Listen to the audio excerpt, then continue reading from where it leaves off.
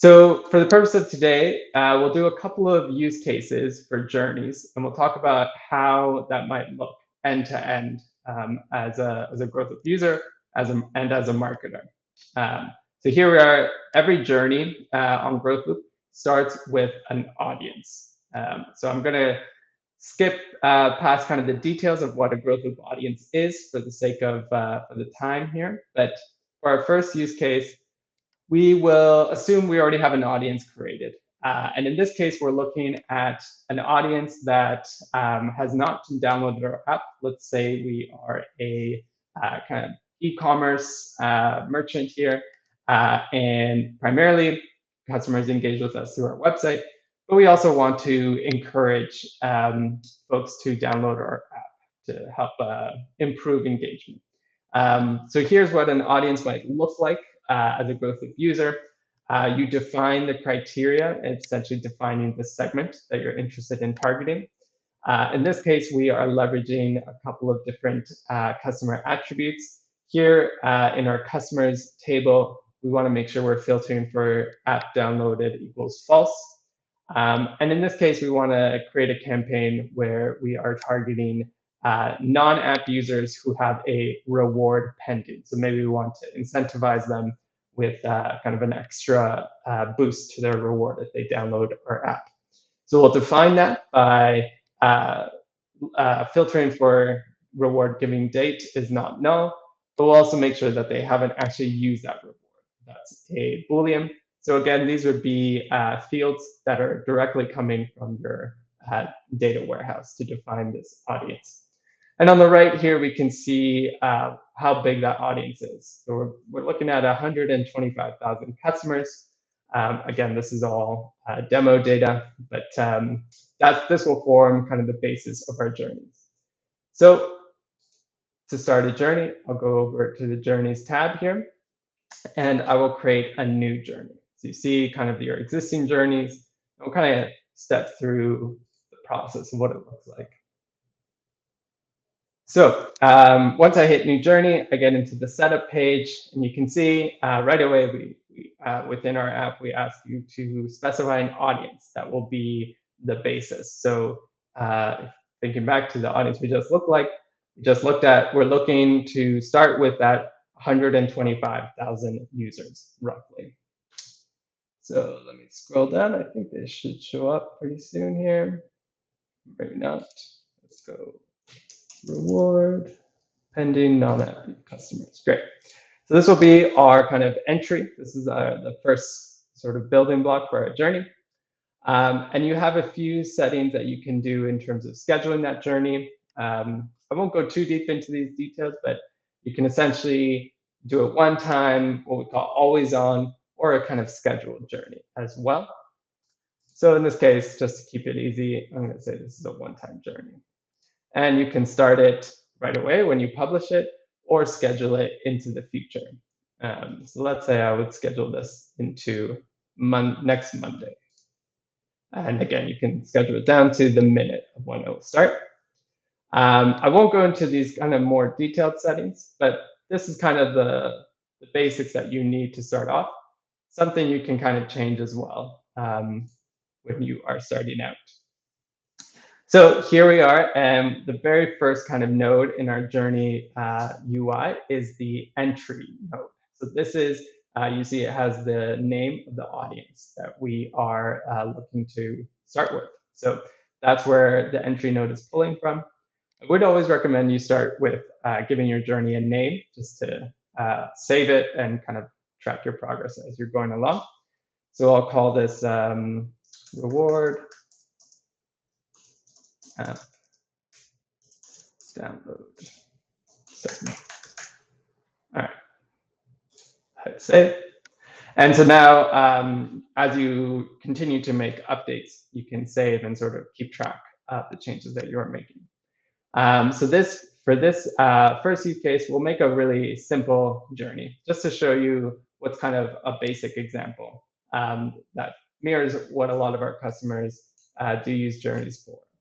So you can kind of pan over here and zoom in and out to kind of make it a little easier to work with. But on the right here, you have a library. which is kind of the different nodes that you can create for this journey. So we've already specified this group of customers, and now we have to decide, okay, what are we actually going to do with these customers? So what we're going to do is actually email them right away. We're going to kind of start with a first email.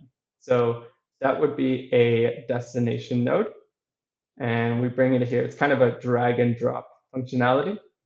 And I won't go too deep in the weeds here, but generally you'd have to already have a destination set up. When I say destination, I mean your marketing tools. So that can be, when it comes to email, that can be things like Iterable or Braze or Sail-Through, other email providers. But destinations can also mean paid platforms like Google Ads. It can mean social platforms like Facebook, etc. So if I select destination, in this case, I will choose Braze as the destination.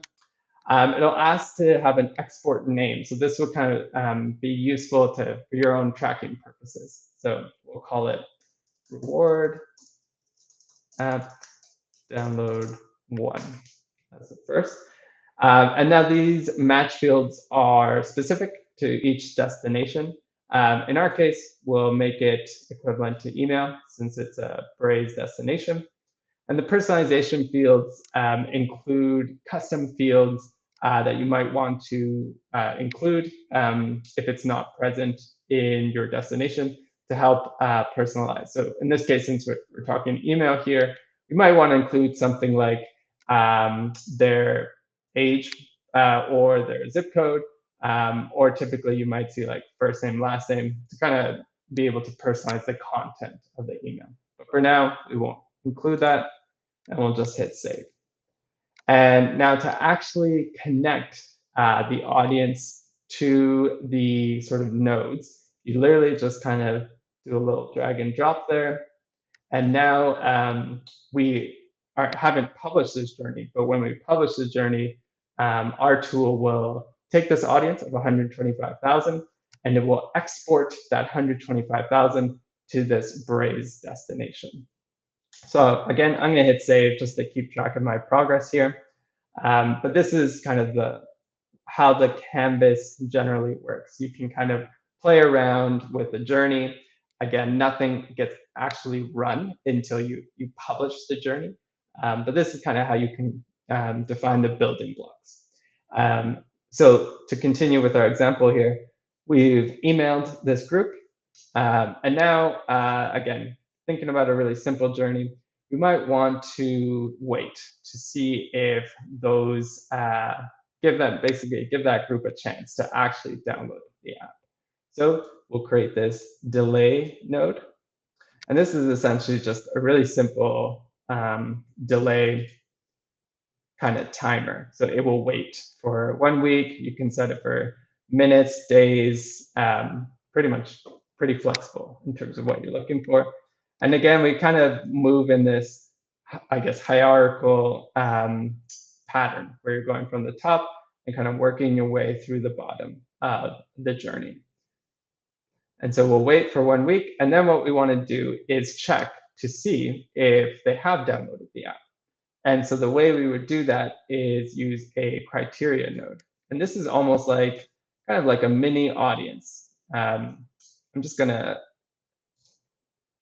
if you kind of go into settings, you can set the definition. So this is going to be using that audience, that entry audience, as the source. And essentially, this is kind of like an additional filter, an additional check that we're going to look at for that audience. So keeping in mind the purpose of this campaign, which is app download, we want to check to see if they have, in fact, downloaded the app after we send them the email on Braze, and we waited for 1 week with that delay node.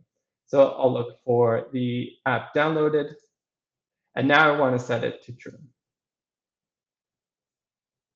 And we're going to evaluate it basically when that audience has joined the journey. Okay, and that's all we should need to do. And then I'm going to put it down here and connect it to the delay node.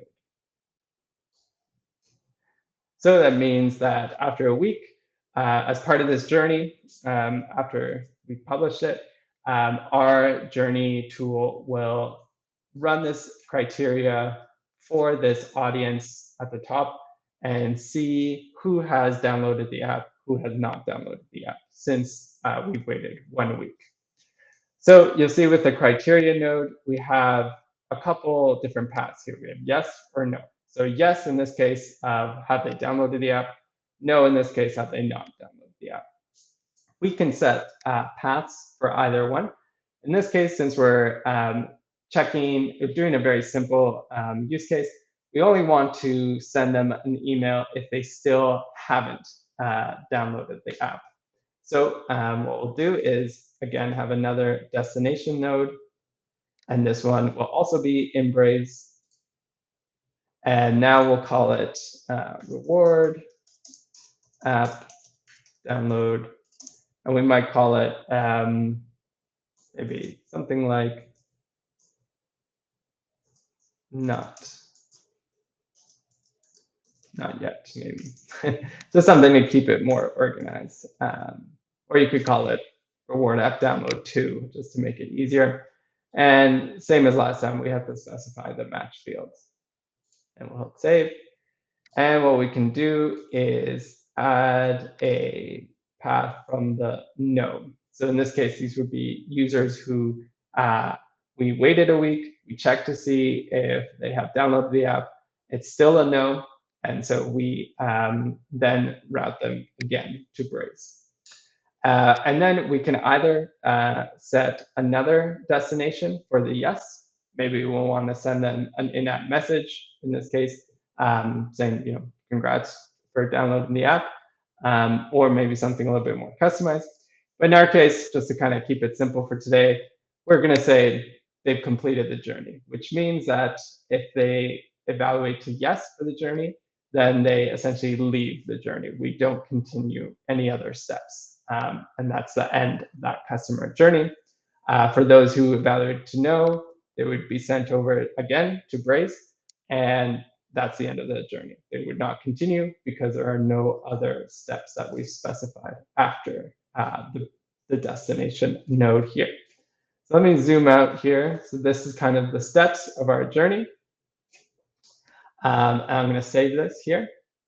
And now I'm not going to publish it because that would trigger the journey to start. Well, we scheduled it, so it would trigger the journey to start next Monday. So actually, let me hit publish here.